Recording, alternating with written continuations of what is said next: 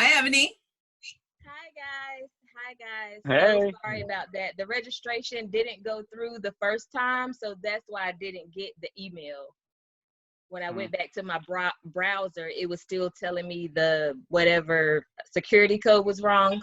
So, anyway, gotcha. Well, we're good now. Thank you for doing this. no problem at all. I'm happy to bring some good information to you all today. So, very excited. Cool. Well, we were just going over housekeeping things. So we do meet the first 2 weeks of the month, and typically that's at BJ's and Logan's restaurant. But henceforth, it will be on Zoom as far as we can tell. So whenever that Okay. changes, we'll let you know with emails and that kind of thing. But we'd like to go ahead and get started. So thank you, Ebony, for doing this. We really appreciate you No problem. talking to us today. Can you tell us a little bit about yourself and maybe a little bit about your background?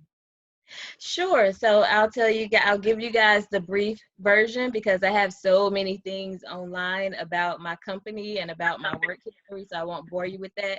But anyway, I went to real estate school in 2007. The crash happened in 2008. I got licensed in 2009. So I started my career off with a lot of time on my hands. So I started studying the distress market, so I earned a designation as a short sale foreclosure resource, um, a distressed property expert, certified investor agent specialist. So over the last 10 years, I've definitely put the time in researching different aspects of the market.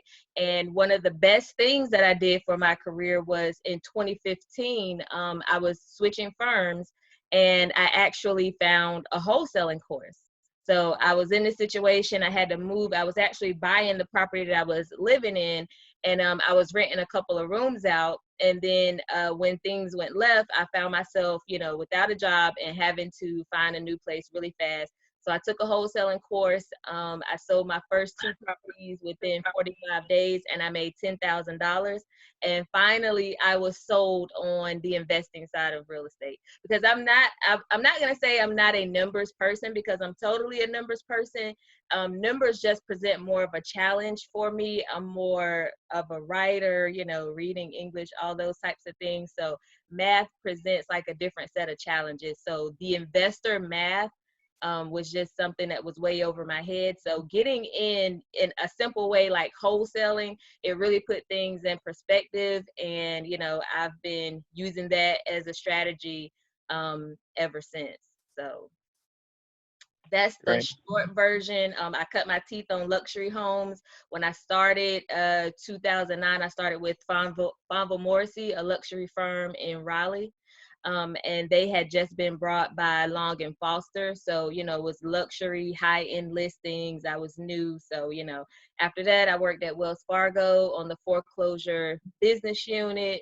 After that, I worked as junior analyst for a big nonprofit real estate acquisitions team. And again, that's one of the places where I learned most of the skills that I use and teach in the field today. I worked at Wilkinson ERA when I first moved out to Winston-Salem. And then shortly after that, I started Property Wealth USA, which is my firm. And we are a full service brokerage. We specialize in REOs and investor acquisition. Cool. Very cool. So I assume that you can probably give us all your contact information after all this is over. Yes. Yes, I can. I think Perfect. I sent the links to Shay. Is it Shailene? Shailene? Yeah. I might not be pronouncing it right, but yes, I sent her my LinkedIn, my blogger profile. Yeah, so I sent her both of those. Oh, and Perfect. the name of So, our Facebook page, which is Property Wealth USA. okay. Perfect. Well, we'll get that out to everybody after the meeting today. So I appreciate all that. That's really helpful. We do want to, before we get started with the questions and answers, we'd like to say that we're not giving legal advice or providing any kind of professional advice. If you do have questions about your particular situation, please consult with a professional that can give you more guided, more poignant advice on that. So let's get started. So have you been able to look over the orders that have come down from our representatives? No, I have not looked at it broken down into counties. I've looked at it across North Carolina. You guys know there's 100 counties in North Carolina. So no, I haven't looked at them per county. I'm actually in my hometown, Elizabeth City, which is Pasquotank County. My daughter just had a baby, so I quit my job in January to come down here and be with her, and then like all this stuff just happened out of nowhere. Gotcha. Very cool. Well, we have some realtors in the audience, so if you guys Okay. have questions or comments, please feel free to chime in. You understand that there's been orders from the state, and then there's also been orders from the counties and municipalities. So some of the local guys, if you guys know of anything, feel free to message us over in the chat window, and we can try and get that information across. Or if you'd like to be unmuted, we can do that too. So what are you seeing as far as buying and selling? Are there any issues that we need to be thinking about? Yes, there's a few issues, and my apologies if any guys if for those who know me, and you may have seen some of my posts, like what uncertainty, homes are still buying and selling, so it may seem as if I'm talking as though it's business as usual, and that's because I work in the distressed markets. So the down markets are like our best time, I guess is the best way to put it. So in any market, I constantly get BPO orders. We constantly get homes from asset managers that they are either foreclosing on, or the asset person or project manager, they could be working for one of those big investor acquisitions teams. The iBuyers like Open Door. There's another Knockers. I might not be saying that right. Door Knockers or something like that. That's one of the iBuyers. Progressive out in Charlotte, they buy like 400 doors at a time. So we still have these investors who are still buying, large pools of homes at a time. But one thing that has changed, the iBuyers, they are actually making offers on hold.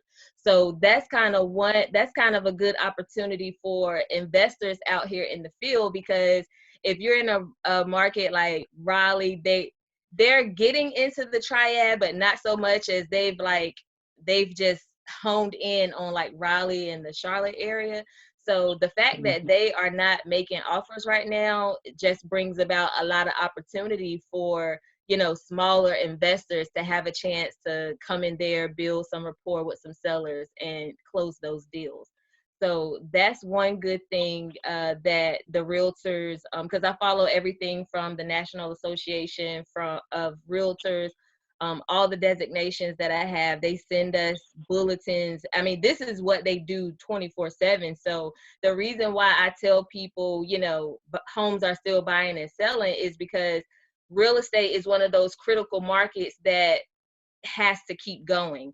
If you follow like the orders of the essential employees and things like that, people might not think of realtors and appraisers as essential employees, but when it comes to the financial sector, we are. Working on the foreclosure business unit at Wells Fargo, we were the first ones to get the moratoriums to let okay, well, foreclosures are on hold because this happened. So that's another thing, the moratorium on foreclosures. And it's also on evictions now, which is good. It's going to keep some people, in their homes. A lot of people, God bless their souls, aren't able to work. Us as investors and small business owners, we've been knowing that there's no security in job security. So we've been out here, talking to other people, trying to get them on the boat. And now they can actually see for themselves why we do the things that we do, why we have jobs, and we still go out here and jump out on the ledge with an LLC to purchase properties or get that first rental. or like Terry when she's posting her Airbnb stuff. Like all that stuff takes guts, but we do it because we know the uncertainty of jobs and uncertainty in the market. So that's why I act as though it's business as usual, because uncertainty has always been here. This is just a different form of it. So, the iBuyers, we got a memo from the NAR that they were not making offers right now. The moratorium on foreclosures, here's why that's good for investors. It's also good for the realtors that we have in the audience as well, and I'll tell you why. So on the investor side, a lot of us, we get leads from PropStream, Propelio, all these different sources. I'm old school, so, I like driving for dollars. I call up the code enforcement department. I build a rapport with them through my nonprofit, and I just get them to send me the list of every vacant home, or homes with code enforcement cases, just to, give me the jump. So I don't use a lot of those automated systems. But the good thing for investors with the moratorium on foreclosures is that now these homeowners have more time. So you may have started working with someone who, you already know they're on the foreclosure list. So you started, doing your spiel, whether that's a mail campaign, text blast, or whatever. And, maybe they haven't responded, but now they have more time because the government, they are serious about these foreclosure moratoriums. And like these servicers, these banks, they have to follow the guidelines.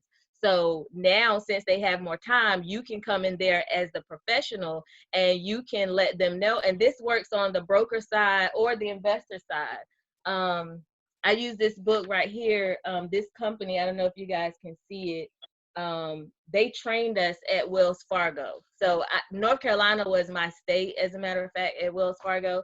So I got a chance to learn a lot about NC foreclosure. So when you understand when first legal is filed, when the first notice of default is filed, like the whole foreclosure timeline, you can come in there as an expert and you can guide them through that timeline to show them, okay, well, here's where you can get off before they foreclose on you and have this major impact, to your credit and your future buying power when it comes to homes. Because, I mean, anybody can end up in a foreclosure situation.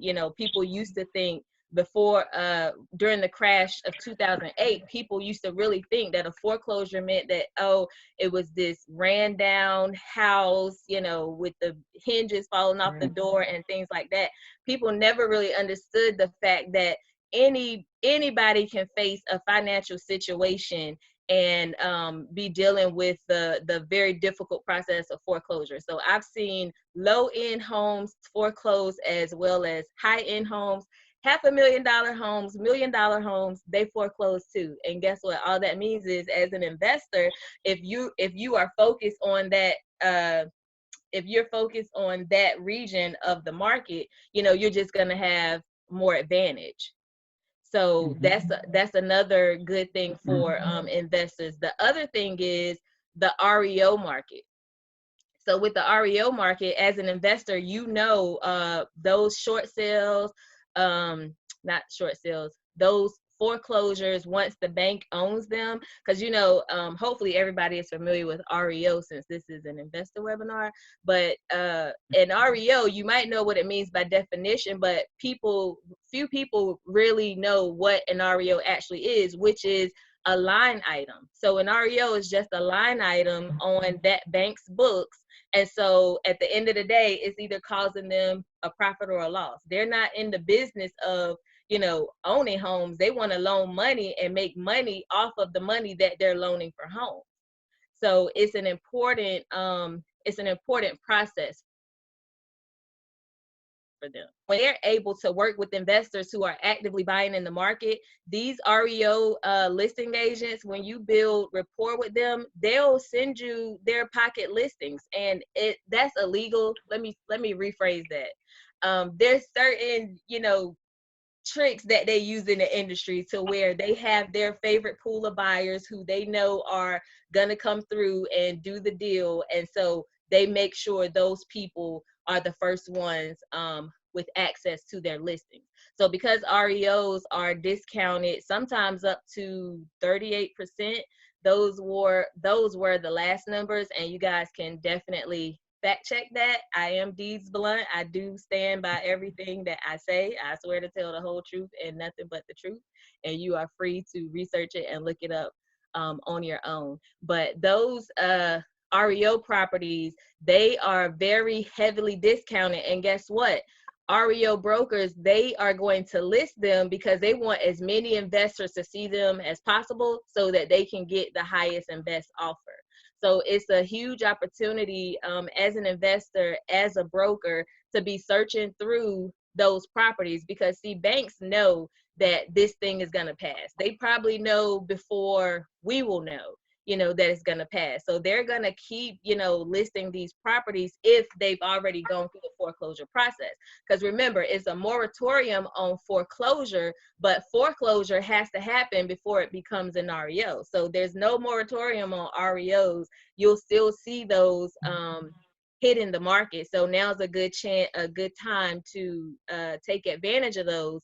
And the other thing is, working on big acquisitions team, working for several different investors who just had millions sitting with the nonprofit for us to use their purchasing power. They were getting on the MLS every day. Every day they were getting on the MLS looking for distressed properties at a certain price range. They were also having us to look on homepath.com. That's where Fannie Mae, they list their REO properties. Homesteps.com, that's Freddie Mac. Those are your jumbo loans. Those are the luxury home price ranges, 400,000 or more. You can find those on homesteps.com. That's where they put their REOs. And then last but not least, HUD, the homes, FHA, home secured by FHA loan that are guaranteed by the government, they don't actually foreclose. What happens is the title gets transferred back to HUD. HUD sells those on Home Steps. Is it Home Steps? I said no, that's Freddie Mac. I'm sorry, HUD Home Store. So they sell theirs on HUDHomestore.com. So that's 3 sites besides the MLS. A broker would need to send them to you, but with HomePath, Home Steps, and HUD Home Store, you can actually register yourself. And the other good thing about that, investors, you guys have to have somewhere to live too. If you are an owner occupant, you actually get to bid 30 days or so before other, bigger investor types. So I know that was a lot. I'm gonna slow down because I can go on and on and on. So did I No, answer that's good. questions? I did. I totally agree. The job security is an illusion, and Right. so there were a few things that you hit on that I'd like to discuss a little bit more. So is this REITs that were buying up these properties that you were talking about? Say that And one so more they're the time. ones that are on hold, right? The REITs. No, Or the anything that's in foreclosure, like the foreclosure sale, is not going to happen. Right. Okay. There's no foreclosure. Gotcha.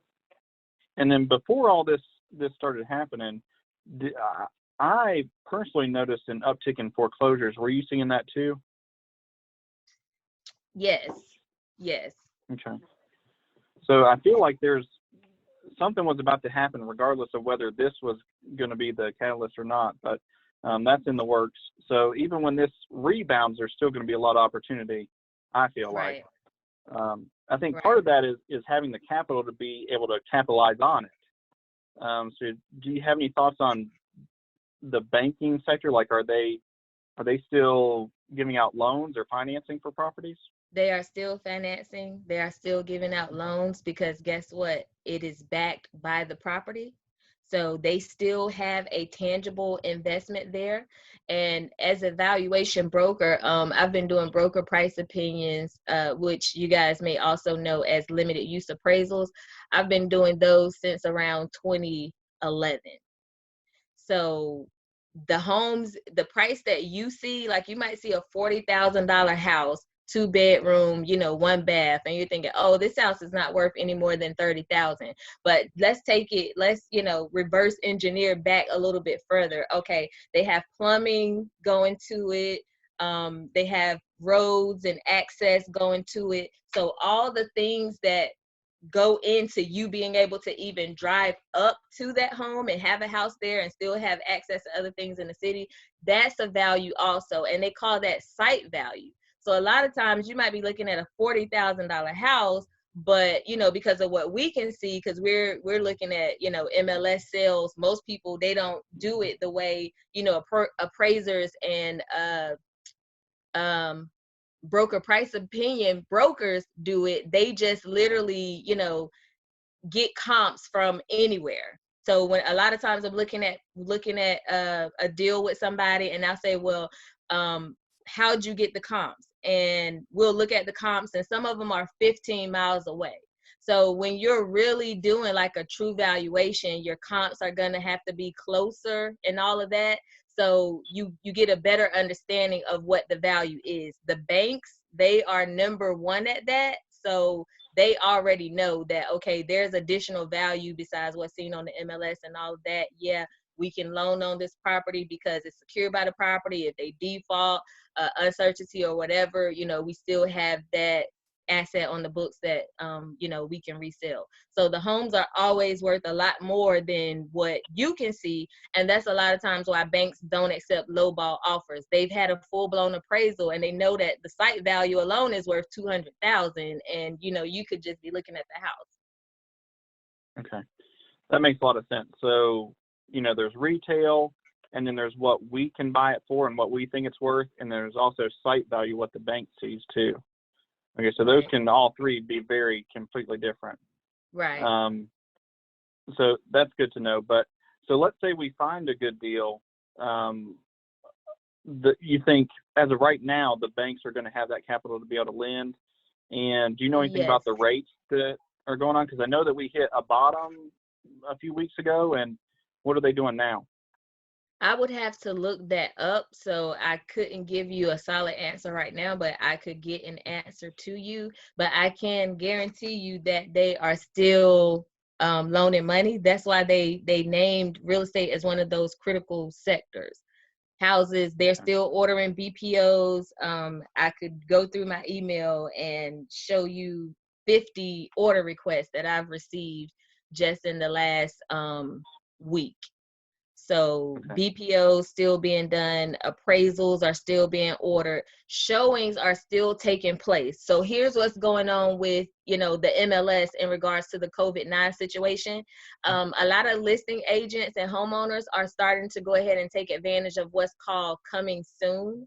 And, each market has like their own rules about coming soon. But if you think about it, when at a time when they're restricting people, meeting together and things like that, coming soon is a great way to still be showing those listings. So everybody is kind of doing what the market has been going towards for a while now, and that's utilizing all of this, different cloud-based technology and things like that we have to take advantage of. So some brokers are going in the house alone and they're like recording a video so that buyers can get, a better sense of what's going on. I'm seeing a couple of strategies come back from the crash of 2008, where instead of traditionally where the buyer would go and see the house and then during their due diligence period, they would make all their inspections.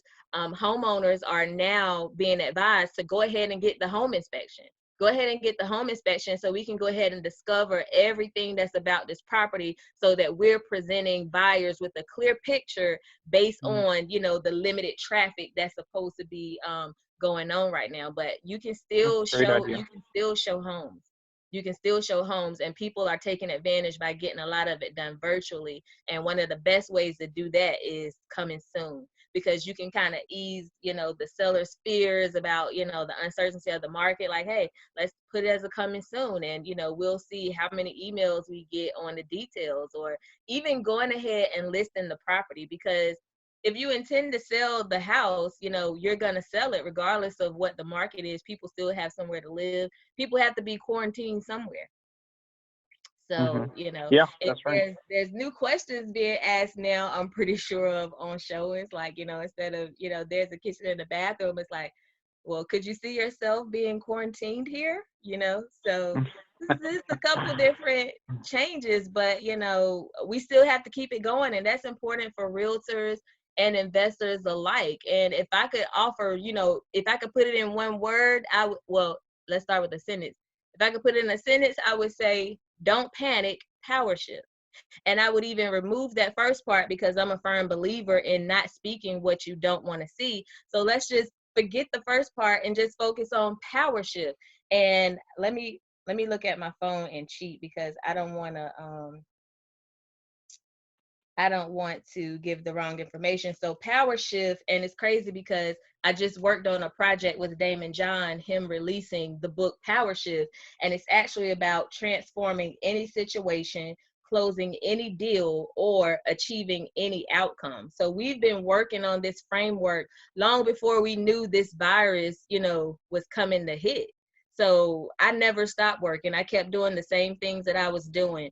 I'm a broker, and my friend, she runs a huge property preservation team, and she works for a lot of those iBuyers. So we've combined forces to make an even bigger acquisitions team. Like, we've just hired 2 new VAs to go through leads, because again, I'm old school. So we went on Guilford County and we pulled 1,034 foreclosure leads. And guess what?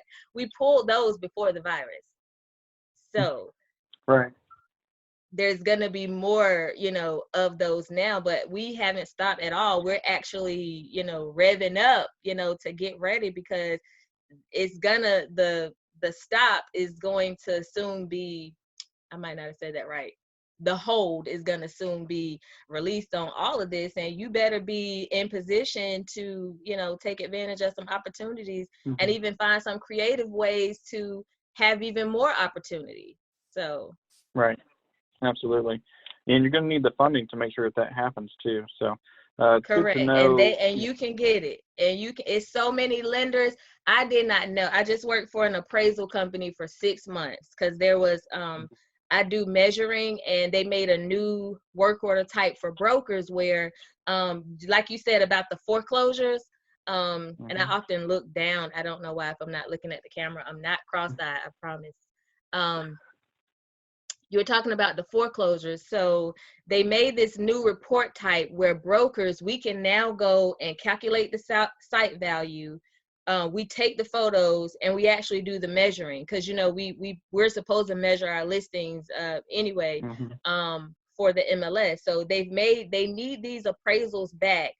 They already, like you said, they already knew something was coming. I don't know if it was going to be this, but I mean, it's been a year and a half or so since they've been talking about the fact that we were due for a market correction. You can look at all Hmm. the Right. financial analyst blogs, from real estate to banking, all those industries. They've been saying that we were due for a market correction, due for a market correction.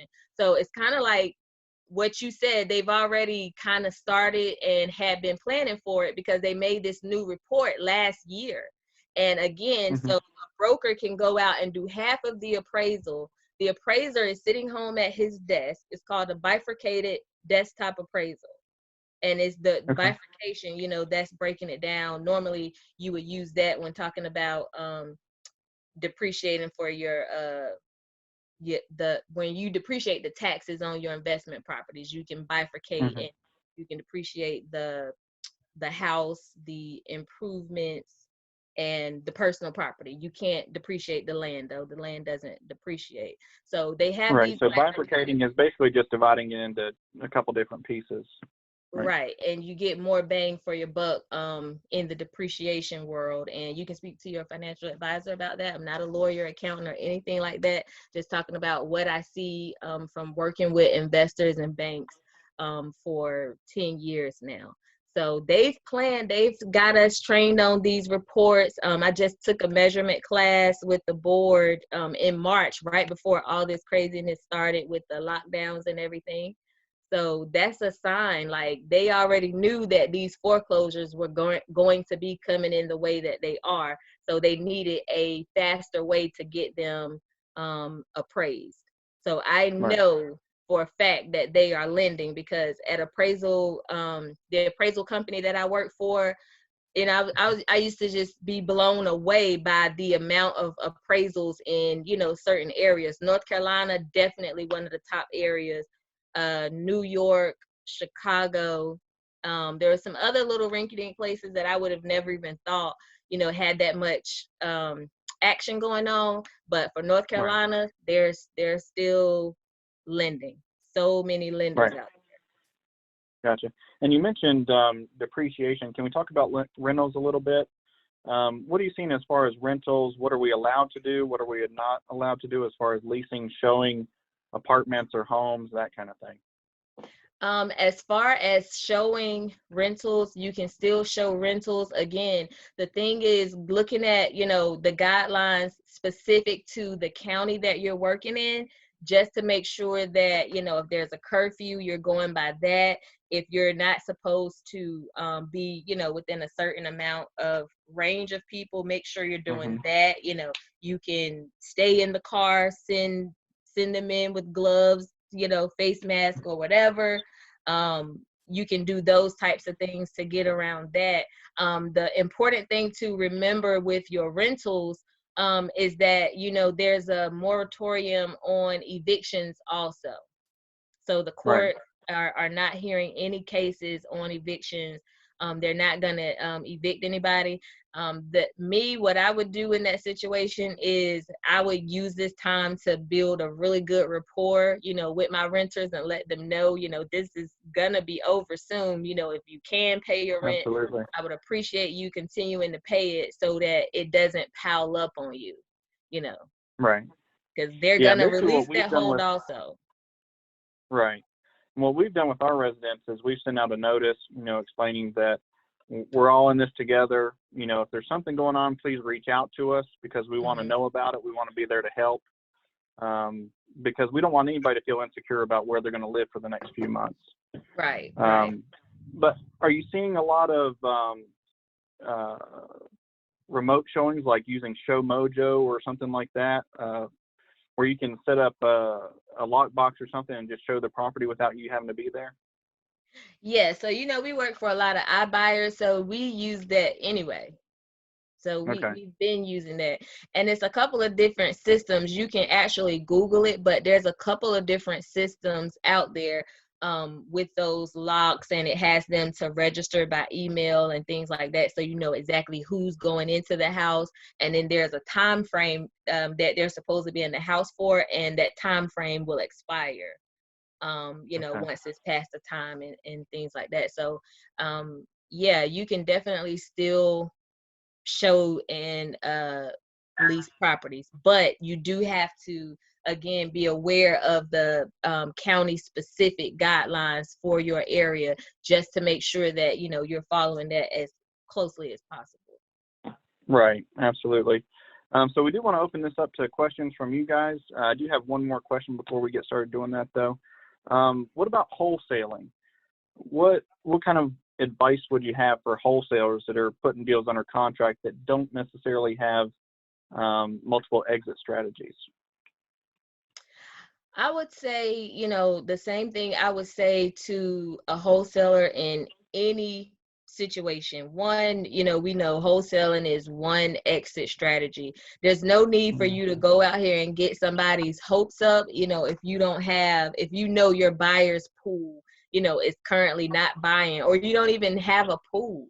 So I would say, you know, just think about the people, you know, who you're going to be affecting. And at this time, you know, because they've declared real estate, you know, one of those essential markets, I feel like all of us, you know, we have a duty to these people who we're looking to for sales and rent money and all of that. So, you know, we should be more honest, more caring, more upfront. We should really be thinking about how we can help people. Let's, you know, get the dollar signs out of our minds, and start focusing in on the person, because being of good service and doing the right thing is going to get you a lot further than, you know, getting people's houses under contract for these low prices, and you're coming in like, oh, I'm here to help, I'm here to help. Well, if you were here to help, you would make sure my home was seen by a larger pool of buyers who could give me a fair ask, Absolutely. or at least something close to a fair ask, based on the repairs and the situation of the market.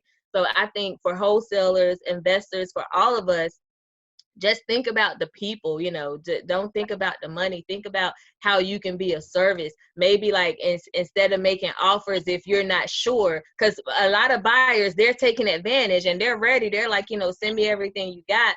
But some of them are like, well, I don't know, because I was that agent who was selling off the whole entire portfolio of those investors who did not survive the crash. So some people are like, I'm gonna hold off. I have heard a couple cases of buyers, backing out of deals, but the same sense that you would have, in any market, just think about the person, being of service to them. Send out letters, send out maintenance letters, and you can do this if you're a landlord or if you're a wholesaler. Send out something like, 12 ways to maintain your home when you're in quarantine. Because guess what? A messy and nasty house is going to make you feel a whole lot worse if you got to sit in the middle of it. So especially if you're a landlord, send them, like we use our property preservation checklist. And we send that to homeowners to do, the maintenance on their homes, teach your kids how to dust, change the what do you call it, the air filters, things like that. Send them out helpful tools to let them know, you're thinking about them. And don't get anybody under contract if your buyers aren't biting right now. And if you do, just make sure you put those contingencies in the contract. Just let them know, what's going on based on the times, and let them know that you're going to shop this contract to, this pool of investors, but you're not sure if they're going to buy right now because of what's going on. So just be open, honest, and upfront. And I feel like with full disclosure, you can never go wrong. And being an investor and being a broker, I definitely have to abide by that, because I'm supposed to be for the public. I'm supposed to have their best interest at the forefront. Right. Yeah. And, I definitely appreciate that. We do want to open the floor to any questions that you guys have. I know that there are some nuances here locally that we have going on. So Brian, I don't know if you want to chime in about this, but we have, certain orders that are in place for the Greensboro area, and then we have certain orders that are in place for the Winston area. And as far as I can tell, John Alspaugh, you might be able to talk about this too, but as far as I can tell, in the Winston area, the Forsyth County area, brokers are still able, or realtors are still able to show the properties and do all that. But in Greensboro, I think that's a little different. I think that there may be you have to do virtual showings, or not have people in the same place at the same time. Does anybody want to chime in on that? Well, I can tell you that there's a state order that says that, real estate agents are considered essential services. However, it does say in that state order that local municipalities can decide whether they're going to abide by that, or if they up the ante, so to speak, which is what they did in Guilford County. So it would include Greensboro, High Point, any of those places. And they say that we are not an essential, the realtors are not an essential service. So therefore, we can, in Guilford County, you cannot conduct open houses, you cannot list property, you cannot show property. There are certain exceptions. You can show it virtually if you have, a virtual tour already set up. Now, you can't go in there and say, oh, wait, there's a new order. I got to go set up a virtual tour and let yourself in and start taking pictures. It's not allowed. In fact, the appraisers can go in. The inspectors can go in. The clients cannot attend those meetings, though. And an agent can't go there either. They can't go in and let them in. An agent is not allowed to go in the house really at all, with one exception. They can do a showing. I think that they're allowed to do the virtual showing, and then the folks can put it under contract. They do their due diligence by having other qualified personnel, which they do consider essential services. And the buyer can only do one final showing themselves, make sure everything's in place. So it's very, very restrictive in Guilford County. Winston-Salem does not have that issue. You can still show, I mean, they're discouraging, of course, open houses, you know, and showings and listings to a certain degree, but it's not, we're not, we're allowed to do it.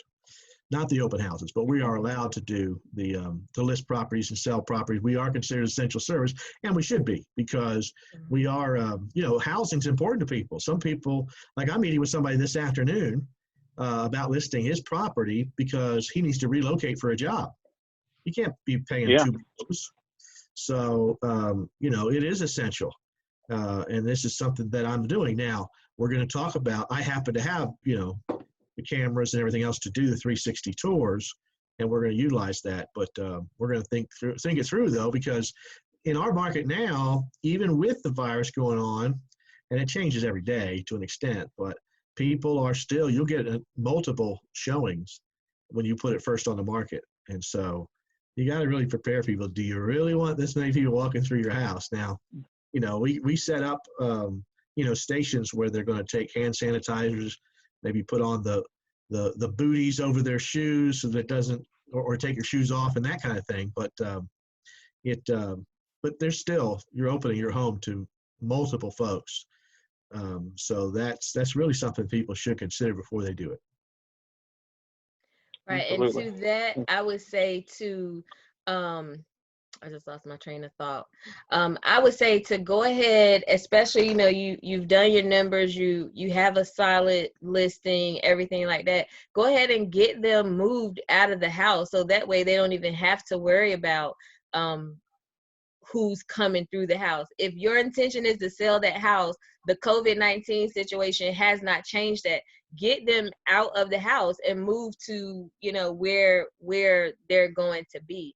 And that's very interesting. Guilford County, that's one of the few. And I have BPO orders out there. So, and again, you know, we do limited use appraisals.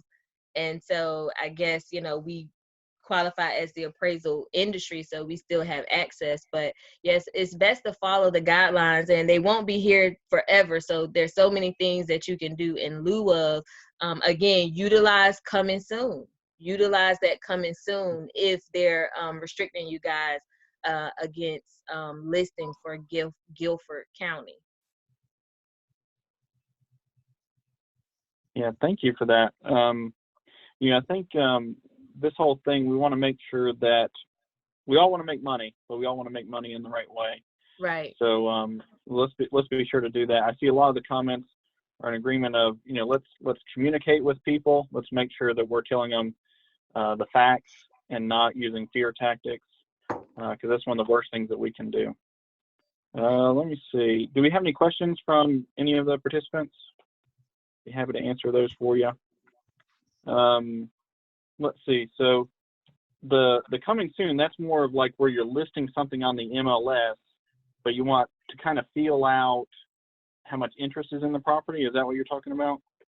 Right. So it's kind of, each market uses it a different way, but I can tell you that during this crisis situation, they have actually extended it. So it may have been before you could do coming soon, maybe 2 weeks before you listed it. They have extended those times now so that you can actually have a listing in coming soon status a lot longer.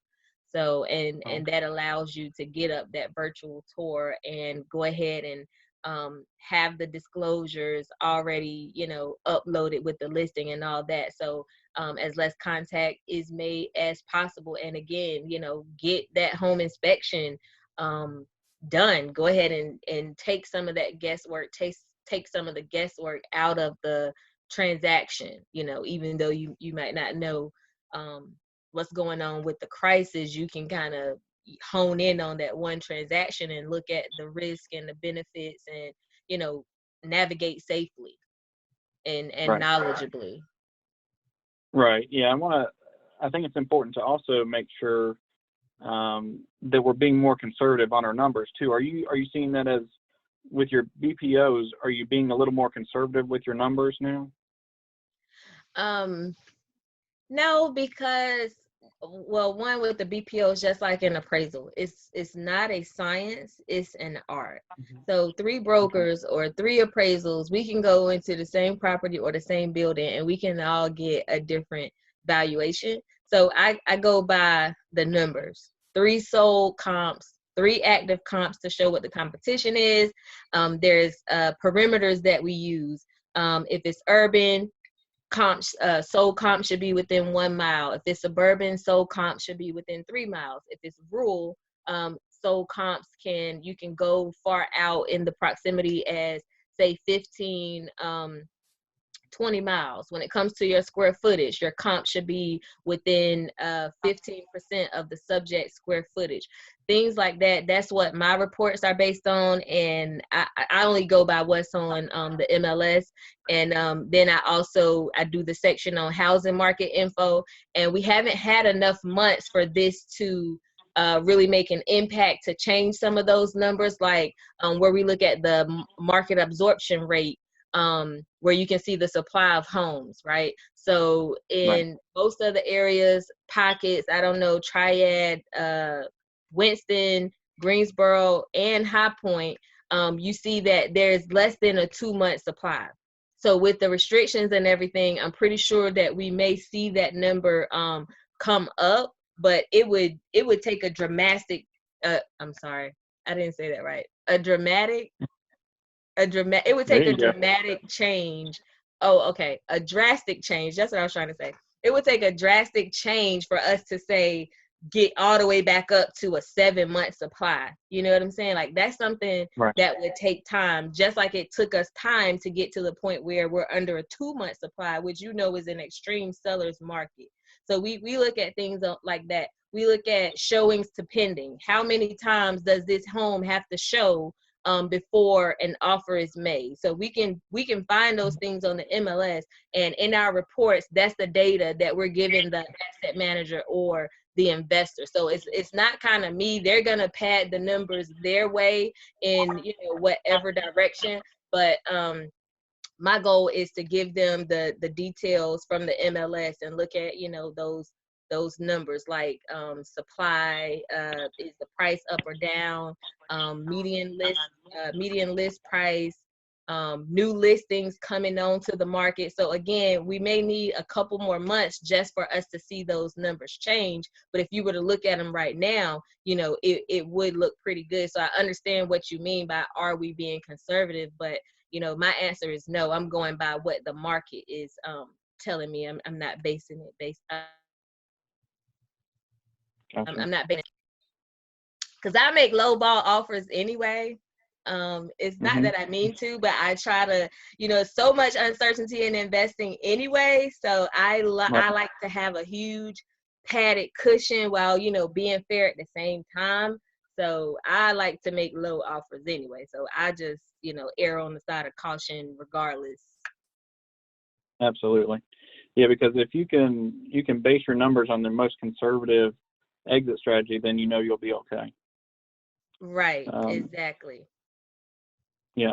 Well, I want to be respectful of everybody's time. I know it's about 1:37 now. Are there any last minute questions before we jump off of here? We will have this recorded. So, okay. Terry, I think that we can get that to everybody if they need it. And we also have your information on here too. Is there anything that you would like to plug before we jump off? No, I will send an email to Terry, and I'll look at the Winston-Salem ordinance and the Greensboro one. I'll also look at our latest update from the NAR, just to see if there's any helpful information that I can provide to you guys. I'll get that to her within the next 24 hours. I'll also flag some of the places where I get a lot of my information, so that you guys can fact check and all those things to stay on top. And if you follow my page, Property Wealth USA, my Facebook business page, you can see I'll post some of the things that I do promote and sell, which is a broker price opinion course for brokers. You make money in any market, up or down, by doing these valuation reports. And I have classes for investors as well. I have free information out there, you know, that I share through blogs, Instagram, and things like that. So I'm just here to be of service in any way that I can for every level of person, whether they don't have money, getting started, have been in the business for years. So I'm out there. Absolutely. Well, thank you so much, and thanks everybody for coming today. We will have this again on Tuesday. Yes.